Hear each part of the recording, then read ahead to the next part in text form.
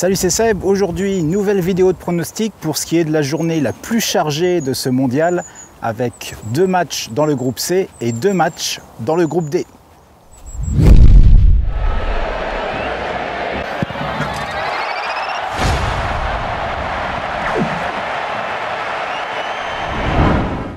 Commençons tout de suite avec le groupe C et le premier match de la journée qui est celui qui oppose la France à l'Australie.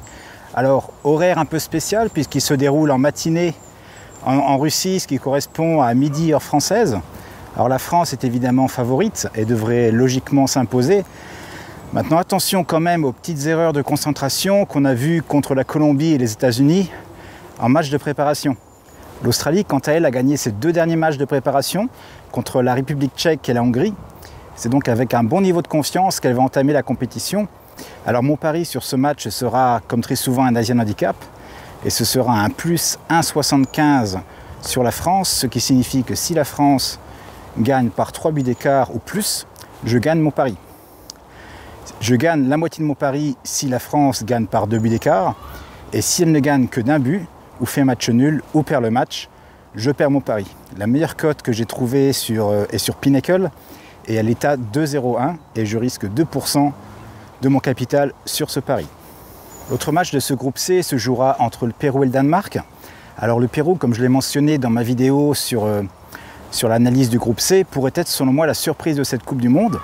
Il est en forme et reste sur 15 matchs consécutifs sans défaite, malgré des rencontres contre l'Argentine, la Colombie et la Croatie.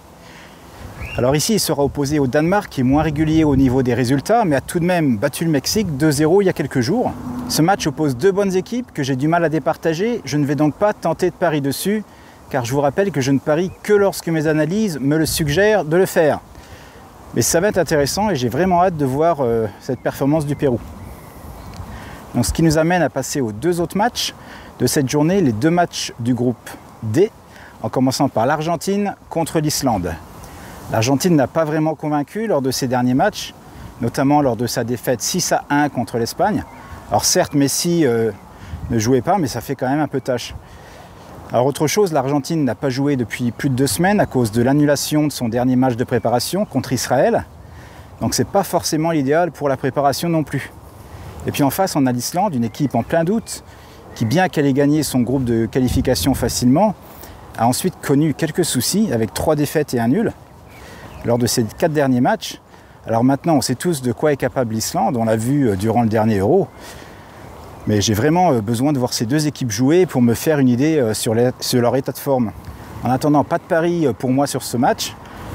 Le deuxième match de ce groupe D et le dernier de la journée, c'est Croatie contre Nigeria. Alors après 2 défaites face au Pérou et au Brésil, la Croatie s'est un peu rassurée la semaine dernière en battant le Sénégal 2-1. Je pense qu'elle a les moyens d'aller chercher sa qualification pour les 8e de finale, mais ça passe par un bon résultat contre le Nigeria. Alors le Nigeria a connu une préparation catastrophique depuis sa lourde défaite 4-0 contre le Maroc en finale de la Coupe d'Afrique des Nations, avec pas moins de 4 défaites sur les 5 derniers matchs. Alors je ne vois pas trop comment il pourrait inverser la tendance en ce début de Coupe du Monde. Je pense que le Nigeria est largement à la portée de la Croatie, et je ne la vois pas perdre ce match. Alors, le seul pari intéressant que j'ai trouvé à effectuer est un Asian Handicap de moins 0,25 sur la Croatie. La cote n'est pas exceptionnelle, mais tout de même à 1,54 sur Matchbook. Et je risque sur ce pari 2% de mon capital. Voilà, j'en ai donc fini avec mes prédictions du jour. Demain, l'Allemagne et le Brésil entrent en scène. Donc si vous voulez ne pas rater mes pronostics tous les jours de cette Coupe du Monde, il vous suffit de cliquer sur la petite photo juste ici. Quant à moi, je vous dis à demain. Ciao!